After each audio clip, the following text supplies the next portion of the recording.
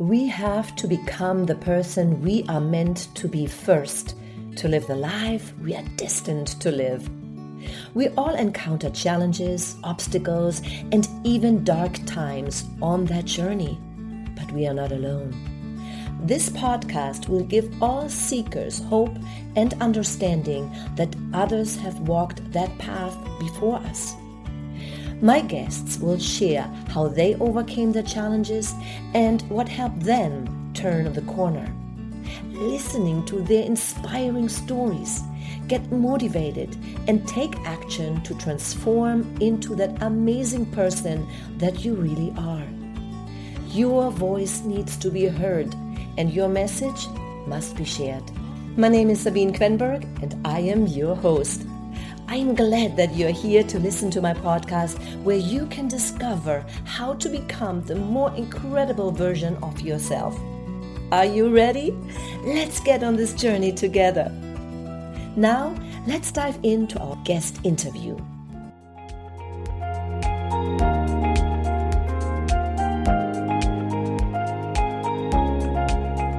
My guest today has an extraordinary story.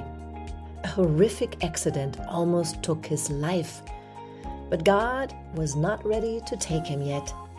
There was more to do for Paul here on this earth, and I'm so grateful that I had the chance to meet him and got to see his never give up attitude.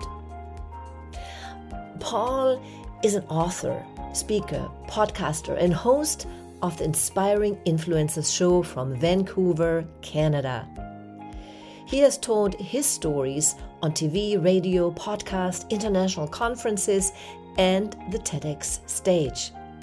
Paul uses his experiences from overcoming adversity to inspire and empower others to find their voice and elevate their message. He speaks about the benefits of storytelling in a way that your audience will feel inspired to tell their own story. In this interview, Paul shares his journey and tips on how he went from an injured mill worker to an international speaker. Learn the steps he took from invisible to impactful, using Paul's map for ascending to your highest apex in your life and business. But without further ado, let's welcome Paul. How are you today? Good. How are you, Sabine? I am great. I am so thankful that you are here today with our listeners to share your story because it's so inspiring. And it's interesting how the two of us met, because actually I met your wife first, your wife Jen, who I will interview next week, by the way. And we hit it off. And then I met you the last couple of days at the conference that we both were presenting. And you were such a wonderful spirit. And I heard the last day when we were, do you remember we were at the pool area where we met just before we left again? Yeah, it was your birthday. That's right. I totally forgot about it. That's right. It was my birthday. And I was celebrating. I had breakfast.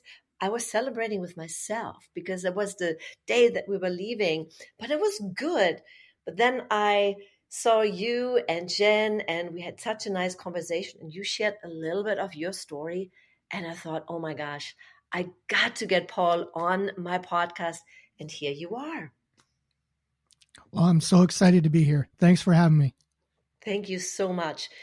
And my podcast is relatively new. I just started in June of this year, and our meeting was in May. So I knew back then that you will eventually be on my podcast. So what I would love for our listeners, I know you will share more of how you overcame all the adversities that you experienced in your life. But I would love to let our listeners hear from you, your story. And it's a story not just of overcoming adversity, it's a story of being alive. And please share with us what happened to you.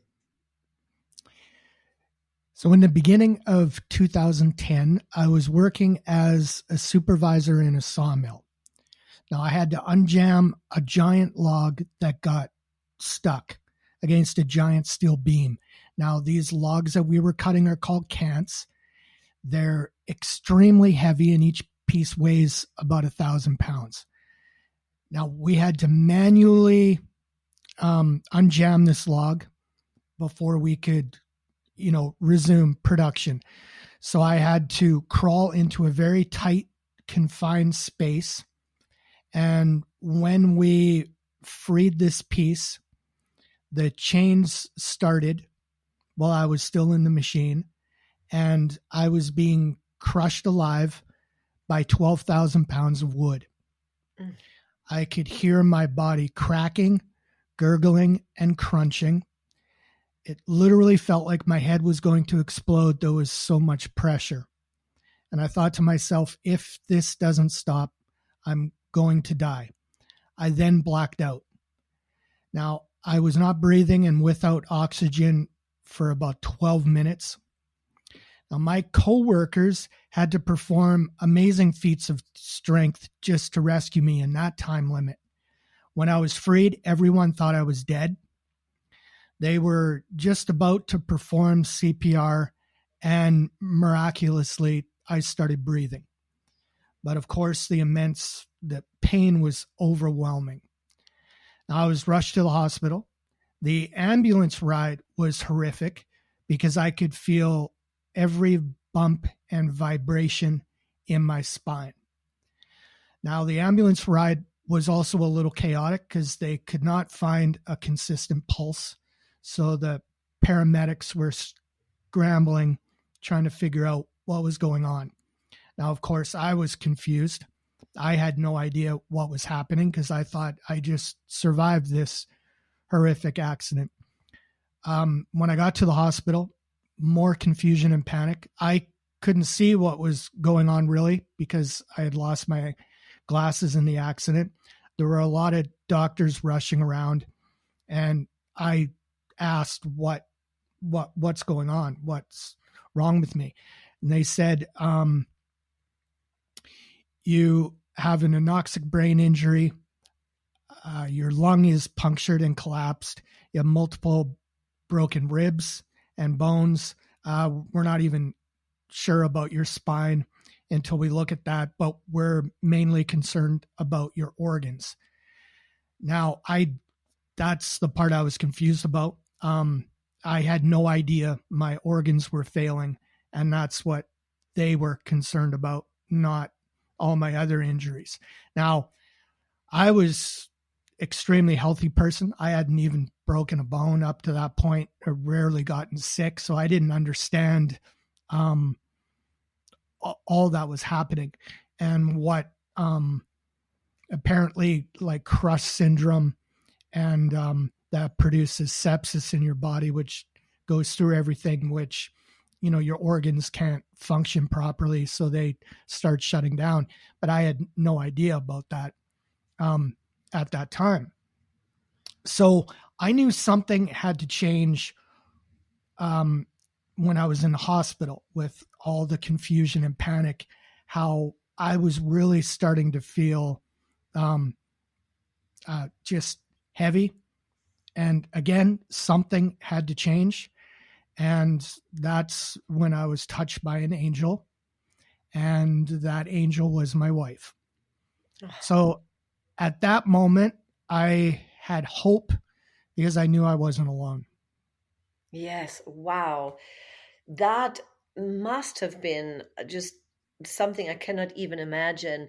Uh, what went through your mind when woke up in the hospital and all the doctors around you? What was going on in your mind as far as what's happening with me? How am I moving forward? When I woke up at the scene, I and I was conscious, I remember like knowing where I was. I had survived the accident. They were checking to see if I was paralyzed and whatnot, which I wasn't, which was fantastic. But of course, I thought, okay, I survived this, so I'm not paralyzed. But I thought at that moment I'm kind of out of the woods. But when I found out my organs were failing, that to me, just it was kind of unbelievable. But it just caused more inward panic, if you would say, and confusion as what is happening. And it, yeah, it just, I just knew again that if something didn't change, I felt like I was going to die again. Mm-hmm. And thank goodness, when I needed it the most, my wife came and just was able to, just that initial touch Mm-hmm. on my shoulder helped.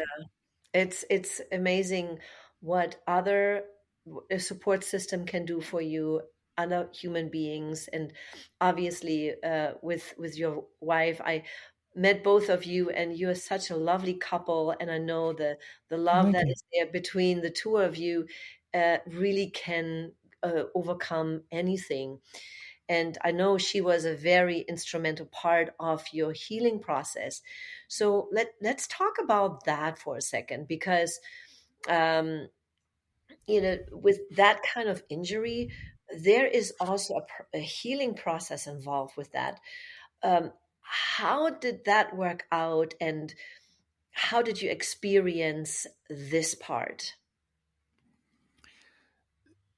So I'll start by saying a lot of injuries that I am left with after my accident. Like I have a permanent brain injury and cognitive disorder.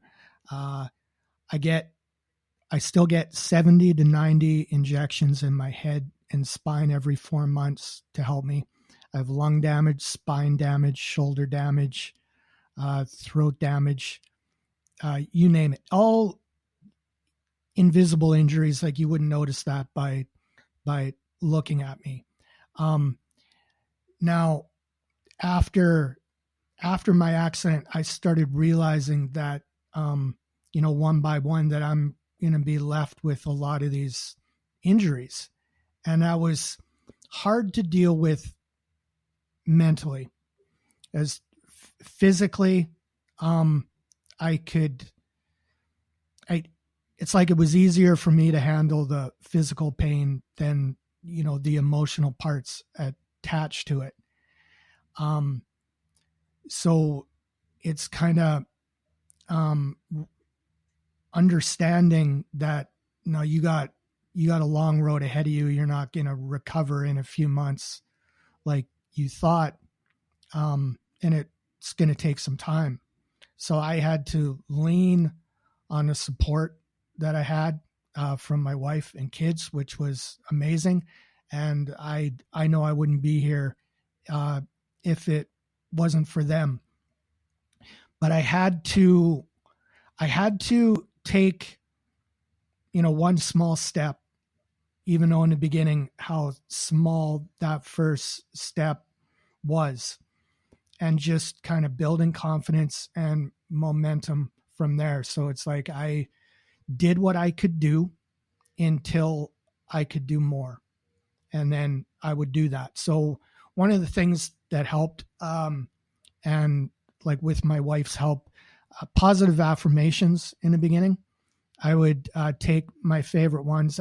I'd post them on our bathroom mirror. So every time I got up in the morning, I would see those, and that would help. I was always a positive person, and I know some days were harder than others, but I would tell myself, okay, today's a bad day. Tomorrow will be better.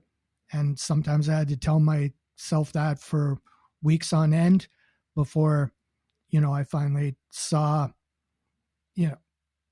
kind of a change that I could that was more kind of measurable. Yeah. And I also knew, like, mentally, like, mindset wise, I had to change that.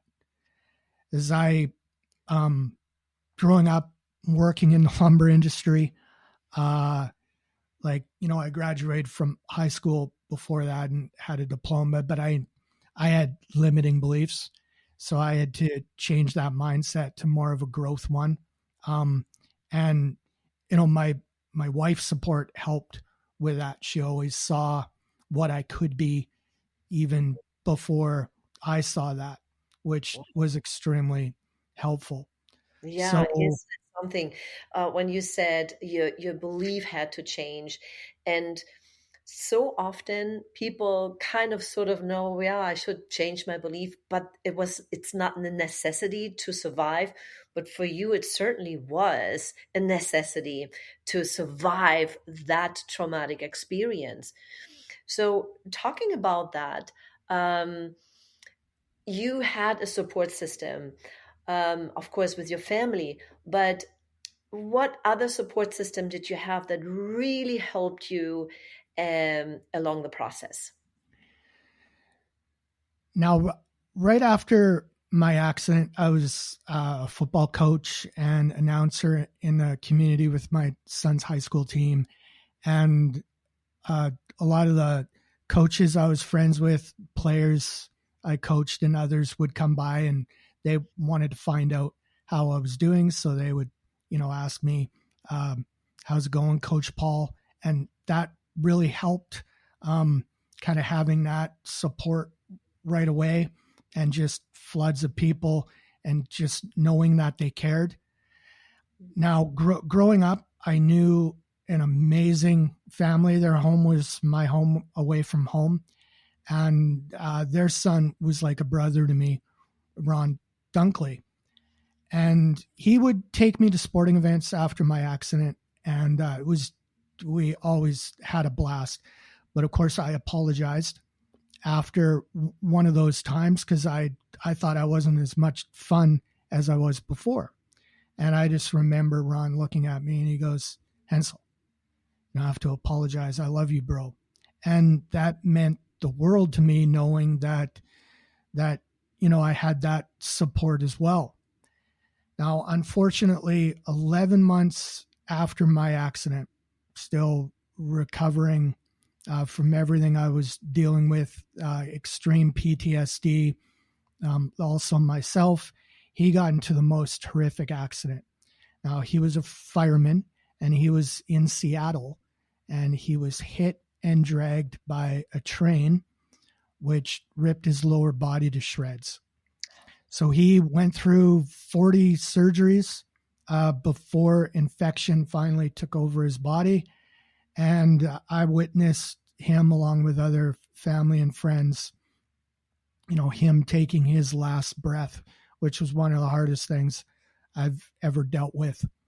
And now kind of going through that survivor's guilt of, why did I survive what I did? Why did he have to pass? His family was amazing. He had over 1,800 people at his funeral. He lived life to the fullest, and I know he would have wanted me to do the same. Mm. So now it's dealing with my accident, but then of course the stress of having him pass shortly after everything. And I really kind of had to get my mind straight.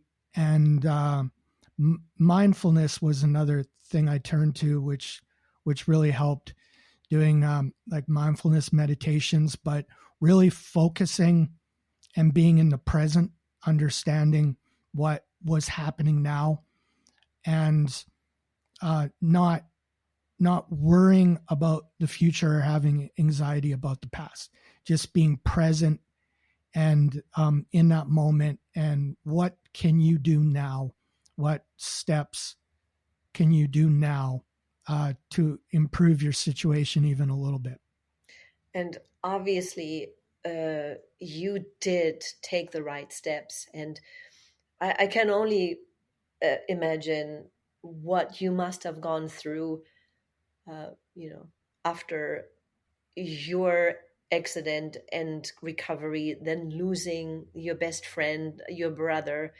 But one thing that you said is this: he wanted you to not have the guilt and live on. And I also truly believe that everything that we go through, even if it's so hard, it is for a greater purpose. And I believe you found your purpose, because now you are sharing your story. You are a speaker, you're inspiring people. So tell our listeners how this all came about, that you then took this experience and turned it into an opportunity. So after my accident, with all the people coming around, of course, everyone wants to hear, how did you survive what you did? Why are you still here? So of course, there's hundreds of times I'm sharing my story. And in the beginning, that was extremely difficult. I remember feeling like I kind of got hit by a truck after sharing all, the emotion of that, just having gone through that. But it's also, storytelling is also very healing and therapeutic. And hearing how others, kind of react or respond to your story, or how it helps them. And I started realizing that my story was very inspiring. It motivated people to change. And another thing I noticed in the beginning is, when I told my story, every single person had a story in response to mine. And I thought that was amazing. So it didn't matter who it was, people I knew very well or didn't know very well at all. There's now an instant connection. I thought, okay, this is fascinating. So I started doing some research, looking into stories, and found out in 2006, researchers in Spain determined that when it comes to inspiring people to understand a new change in themselves, storytelling is the most effective. And it's because we think and learn through stories. And also, stories activate up to 7 areas of the brain. So not only are the language processing parts activated, but any other area that you would use when experiencing the events of the story yourself. And that is the same for the listener as it is for the storyteller. So finding all this out was fascinating, but that's why I call stories connection magic. It just instantly connects you to the listener, and how it just kind of makes them feel a part of what you went through. So sharing my story really helped me the most. And my wife she started a network after my accident, and she had been, part-time and then full-time entrepreneur for a while. And I started speaking, after I wrote my book, Crushed Alive. I started speaking at smaller events, and that turned to larger events. But probably the one moment that pivotal moment was before I wrote my book, before I started speaking. My wife got tickets for us to go see Brendan Burchard in Vancouver. And I remember that day, I was in a lot of pain, didn't have any sleep, but incredibly inspiring. I loved listening to his story, but I had a vision. I saw myself speaking on a stage like that, speaking in front, a very large stage in front of thousands of people. And I didn't know how that was going to come about. And so just again, like quickly after that, my wife helped me self-publish my book. And I started speaking at, smaller events, which led to larger and larger events, and being invited to speak on radio, TV, in front of Penn State and the TEDx stage and large international conferences. And one of those conferences was for the United Steelworkers in 2018. But that's when my vision came to reality, and I was speaking on a very large stage in front of a few thousand people, and that was just so exhilarating. One of the best moments of my life.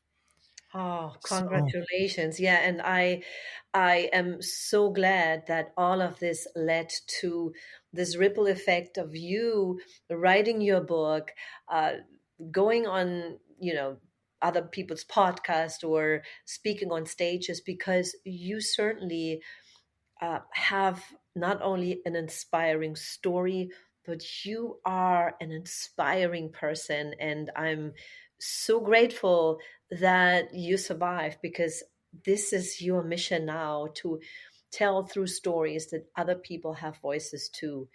So, thank you so much. so if people want to get in touch with you, and maybe there's somebody there said, I want Paul to speak on my stage, how can they reach you? So if they go to inspiring.show, that's the easiest. They can find our podcast that me and my wife do together. And for your listeners, they all can download a free copy of my book, Crushed Alive, there as well. Great. Thank you. Thank you so much. I'm sure that our listeners would really enjoy that. So grateful for you to offer that. Thank you. Yeah, no problem. And I will make sure that all the information will be in the show notes, so people can get in touch with you as well. So last but not least, what would you say to someone who has limiting beliefs, or someone who complains about how unfair life is, or just complaining about having like a little cold or something like that, right? Would you say, are you more compassionate about uh, the people, or what would you tell them from your point of view right now? So first off, never give up, and understand that you're not alone. Every one of us has challenges, no matter what they are. We've experienced loss, tragedies, of our own. And all these circumstances that led each of us to where we are now can be entirely different, but there's similarities in each of our stories that we can draw from. And I know the struggle of being stuck in your story. Like, what is there light at the end of the tunnel? How am I going to get through this? And it's natural to feel that way, but share your story. Everyone has a story, and your story matters, is what I would tell everybody. And people see your story from a different perspective. And I saw this firsthand. They understand now that they're not alone. Like I said, stories connect instantly, and you'll create friends, or find a support system you didn't realize you had. And it's therapeutic and healing, sharing that process with others and finding out how your story can help others. But one thing I realized is it's whatever you're going through now, it's not the end. It's for a time, and things change. One of my favorite quotes is by there's two. First by Vince Lombardi, and he said the greatest accomplishment is not in never falling, but rising again after you fall. And I can tell you firsthand, I picked myself up multiple times. So I'll tell people 2 steps forward and 1 step back is still progress. And another quote that I love is by Wayne Dyer. If you believe it'll work out, you will see opportunities. If you believe it won't, you will see obstacles. So change your mindset. There are boundless opportunities, endless opportunities out there if you just get past whatever limiting beliefs you have and fears you have, and realize there's more out there. And you're the only one who gets to change your next chapter. And when you change your story, you change your life. I went from an injured mill worker to an international speaker.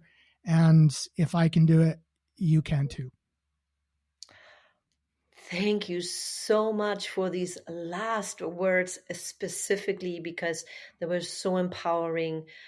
I am so blessed that you were on this podcast today. Paul, I wish you all the best. And I know that you're going to bless so many more people. And I wish you all the best for all your future endeavors. Thank you. Well, thank you so much for having me. And thank you so much. And all the best to you as well, Sabine. Listening to Paul's story brings many things into perspective, doesn't it?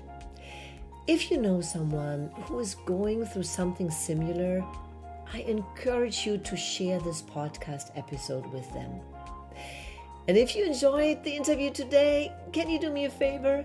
Can you hop over to the App Store and give us a 5-star rating and write a quick review? I really appreciate it. It will help to get this podcast in front of more people. Thank you so much for your support. I really appreciate you.